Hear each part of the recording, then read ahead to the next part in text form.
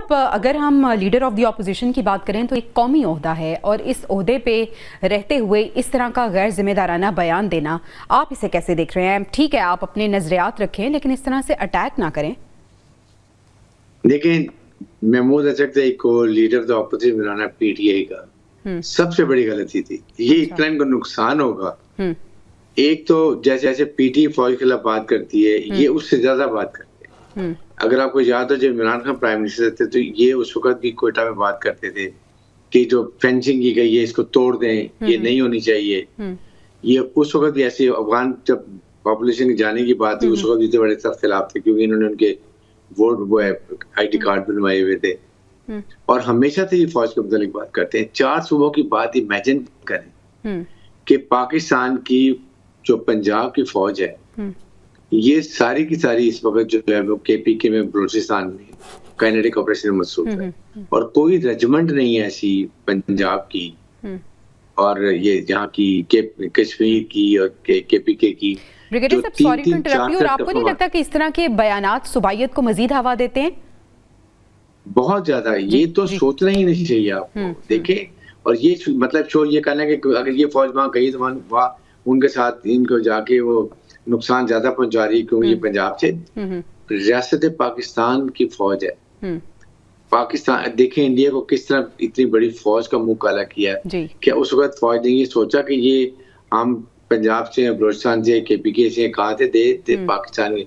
यकीन करें, लड़ाई के अंदर हम हमारी रेजिमेंट्स होती हैं, हम अपने लिए पाकिस्तान के लड़ते हैं, सिर्फ सोच ही यही होती है, और अपनी रेजिमेंट का नाम ऊंचाओ। सेकंड थॉट ये है कि अगर मेरी 18 बलोच रेजिमेंट है या तो रेजिमेंट है, तो मेरी वॉर हिस्ट्री में ये नाम आना चाहिए मेरे रेजिमेंट का कि 18 Baloch did wonders in life. ये टोटल सोच होती है। और फिर उसके बाद जो शहादतें दे रहे हैं, आप देखें कितने 170 officers, senior officer, junior officer शहीद हुए हैं पिछले 5 साल में। 212 जूनियर कमीशन ऑफिसर, 3,500 के करीब एक ये सिपाही, ट्रुप्स, अदर रैंक्स। आप सोचिए क्या शहादतें दे रहे हैं। बिल्कुल ऐसे ही है। और उसके बाद इस तरह की बात करने से कितना अफसोस होता है ट्रुप्स को, जो सियाचिन के पहाड़ पे बैठा हुआ है, कश्मीर के पहाड़ पे बैठा हुआ है, और यहाँ उनकी फैमिली में शहादतें हो रही हैं, बॉडीज उनके कॉमरेड्स की घरों में जा रही हैं। वो क्या सोचते हैं कि जी हम अगर शहीद होंगे तो ऐसी बातें की जाएंगी। सबसे ज्यादा हमारी फौज में शहीदों का ख्याल रखा जाता है। उनकी फैमिली हर साल एक दिन मुकर्रर है, हर रेजिमेंट में पूरी शहीदों की फैमिलीज को बुलाया जाता है, क्योंकि हम हमेशा कहते हैं हमारे माथे का झूमर है, और उनको इतना ख्याल रखा जाए कि यू कांट बिलीव।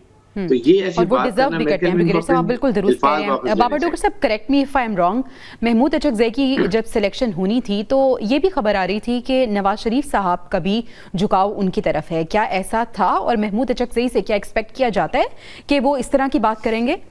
देखें, किसी दौर में महमूद अचकज़ई नवाज शरीफ के बहुत करीब रहे हैं, इसमें कोई शक नहीं है, और नून लीग के साथ उनका अलायंस भी रहा है। लेकिन मुझे अभी तक ये समझ नहीं आ रही कि महमूद अचकज़ई, मुझे उनके स्टेटमेंट से ऐसे लगता है कि ये किसी भारतीय सियासतदान का स्टेटमेंट है, पाकिस्तान की नेशनल असम्बली के अपोजिशन लीडर का स्टेटमेंट नहीं। इतनी अहमकाना और इतनी मिसलीडिंग स्टेटमेंट, ये तो कौम को डिवाइड करने की बात कर रहे हैं। ऐसा मुल्क जो रोजाना की बुनियाद पर दहशत गर्दी का शिकार हो रहा है, 2 सूबे जो है दहशत गर्दी का शिकार हो रहे हैं, और ये कह रहा है कि जनाब 4 जिलों की ये फौज है। मगर इससे ज्यादा मिसलीडिंग कोई बड़ी स्टेटमेंट हो नहीं सकती। मुझे तो लग रहा है कि मेरा ख्याल इसका मुआवजा होना चाहिए, इस पे सियासत को बड़ा सीरियसली इस स्टेटमेंट को लेना चाहिए। ये तो दहशत गर्दी के खिलाफ जो जंग है, उस समय जो दहशत गर्दी कर रहे हैं, ये तो उनको सपोर्ट कर रहे हैं।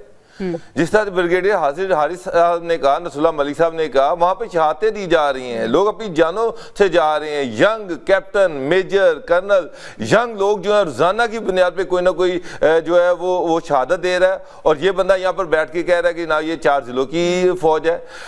कल इस पे सिक्योरिटी फोर्सेस की एक ब्रीफिंग थी, उन्होंने भी इसकी वजाहत की कि जनाब आबादी जो है वो काउंट करती है, पंजाब का बड़ा पोर्शन है, 52% है, यहाँ से रिक्रूटमेंट ज्यादा होती है, है, KPK से होती है, सिंध से होती है, इवन बलोचिस्तान से उन्होंने ये कहा कि रूल्स को रिलैक्स कर दिया जाता है, नरम कर दिया जाता है, ताकि वहां से भी मैक्सिमम हायरिंग हो। तो हर सूबे का आबादी के हवाले से प्रोपोर्शन है, उस हवाले से हायरिंग की जाती है और कोशिश की जाती है कि जिन सूबों में एजुकेशन कम है या वहां पर जो मसाइल ज्यादा हैं तो वहां पर रूल्स को रिलैक्स करके मैक्सिमम हायरिंग की जा सके।